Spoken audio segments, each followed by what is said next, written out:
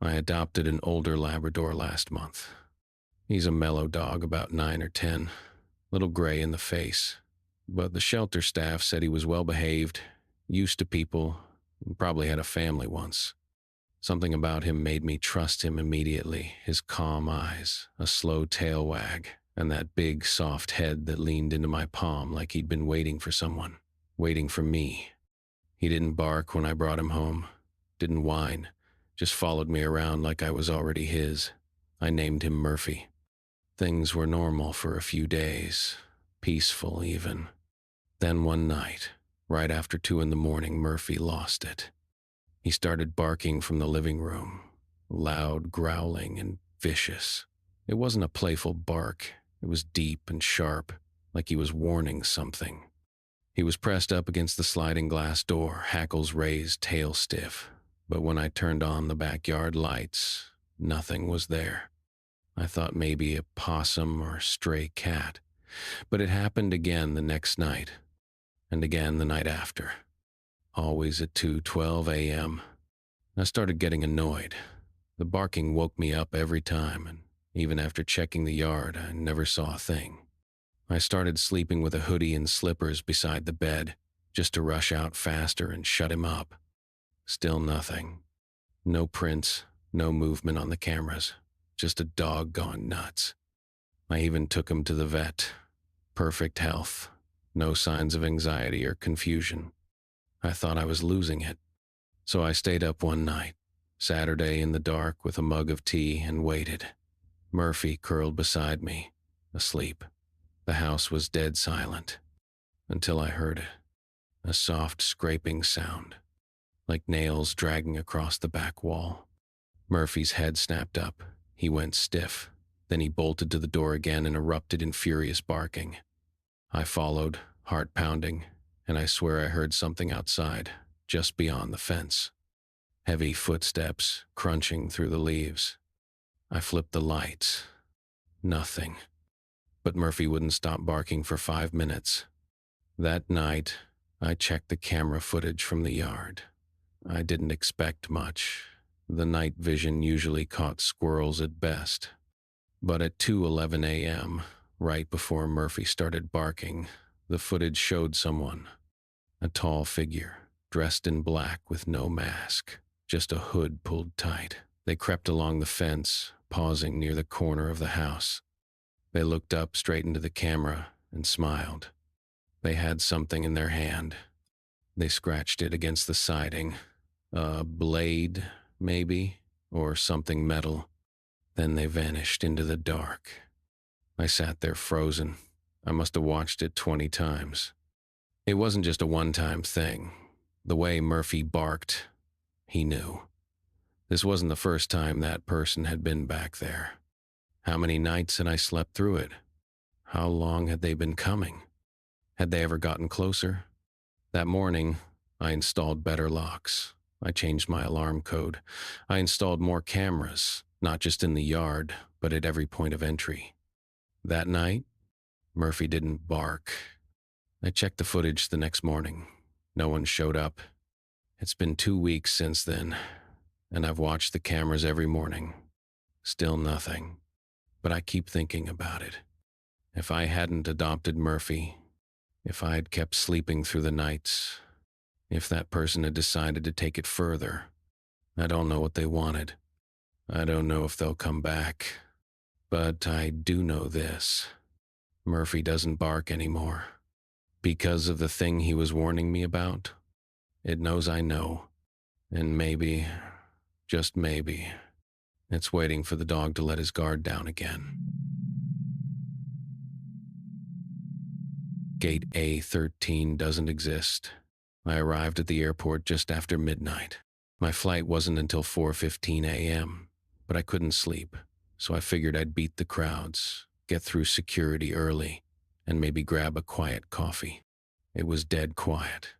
Not just empty, but that strange kind of stillness airports only get in the deep hours of night, when time feels like it's waiting for something to catch up. I double-checked my ticket. Gate A13. It didn't ring a bell, but airports are always expanding or remodeling. I followed the signs. left past the smoothie kiosk, down a long moving walkway. Another left through a narrow glass corridor. Then another hallway, longer this time.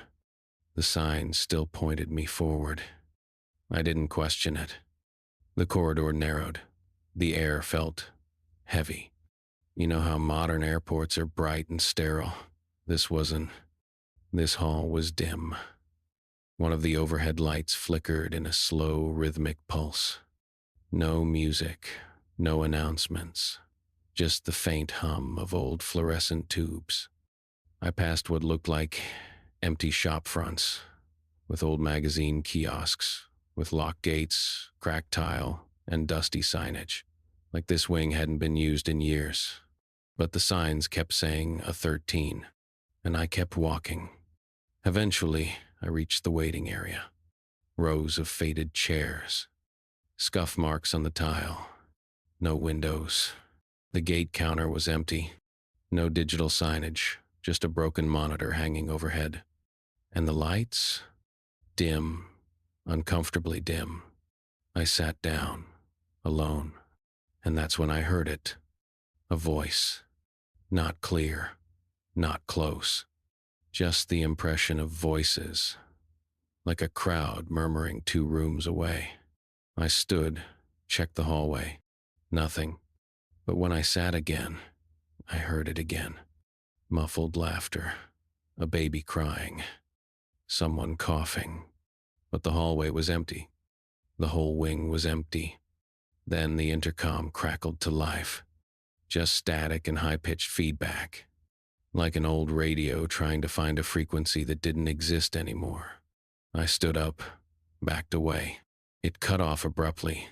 Dead silence again. And then, hose beep. A slow, steady beeping, like a backing truck, followed by the unmistakable sound of something rolling. A trolley. Rubber wheels. Metal rattle. Coming down the hallway I just walked through. Closer. But I didn't see anything. Just flickering lights. The sound echoed so loudly in the empty corridor. I called out. Hello? Nothing. The rolling sound stopped. Then, like something was dragged across the tiles. Screech, clatter, then silence. I picked up my bag. Nope, no flight was worth this. I turned and started walking back the way I came. But the hallway seemed longer now, like it stretched out when I wasn't looking. The flickering lights ahead blinked in a sequence like they were reacting to my steps. Left, right, flicker, buzz, and I swear to God I heard my name. Not loud, not threatening, just familiar. But wrong. I didn't wait to figure it out. I ran, back down the corridor, past the broken shops, back through the glass hallway. When I emerged near the smoothie kiosk, it was like stepping into a different world. Bright lights, music. A janitor was mopping the floor nearby. I stopped, panting, went to the nearest info desk. Sorry, I said. Can you double-check my gate? A 13. The woman at the counter squinted at my ticket. There's no gate A13, she said. There's never been a gate A13. You're flying out of B6. I stared at her. But the signs. She gave me a weird look. Sometimes those old signs are still up in the back wing. That part of the terminal's been shut down since, well, I don't even know. I asked her what used to be there. She shrugged. Old international gates, I think, before they renovated. Why'd you go back there? I didn't answer. I just folded the ticket back into my pocket and walked away without looking back. But sometimes I think about that screeching cart and that voice, not quite a whisper, not quite a memory. I don't usually get scared walking home. I've worked all kinds of shifts at Walmart.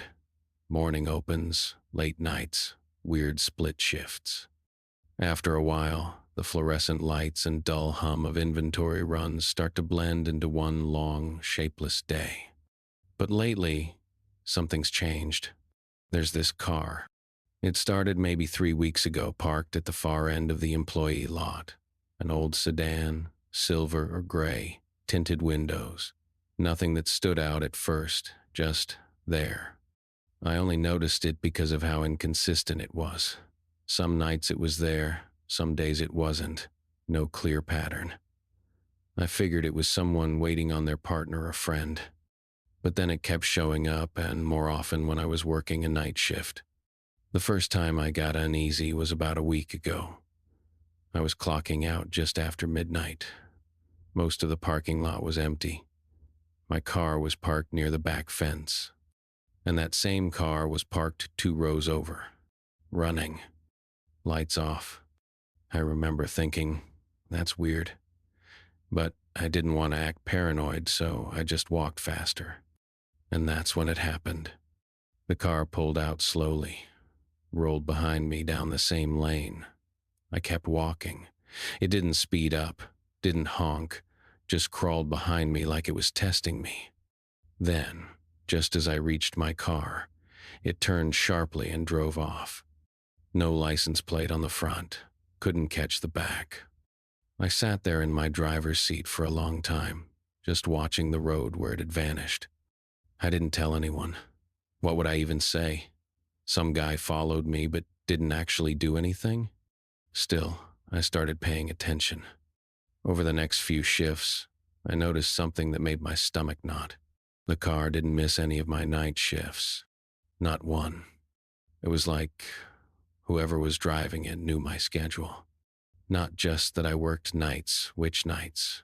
I don't even have a fixed pattern. My schedule changes every week. Sometimes I close. Sometimes I do inventory at 3 a.m. Sometimes I open. The only way to keep up with it is to see it, or to be watching me. That's when the fear really kicked in. 2 nights ago, I decided to test something. I left the store 15 minutes later than usual, deliberately staying behind to fake a phone call near the registers. When I stepped outside, the car was parked closer than usual, facing the exit, not moving. I pretended not to notice and kept walking, but I made a sharp turn behind a delivery truck near the back dock, crouched low, and waited. Sure enough, a minute later, the car slowly crept forward. Then it passed me, slower than any normal driver would ever go. They were following me, not the parking lot, me. After it passed, I sprinted back inside through the receiving doors. I didn't sleep that night. I kept thinking, what if I hadn't hidden? What if I hadn't waited?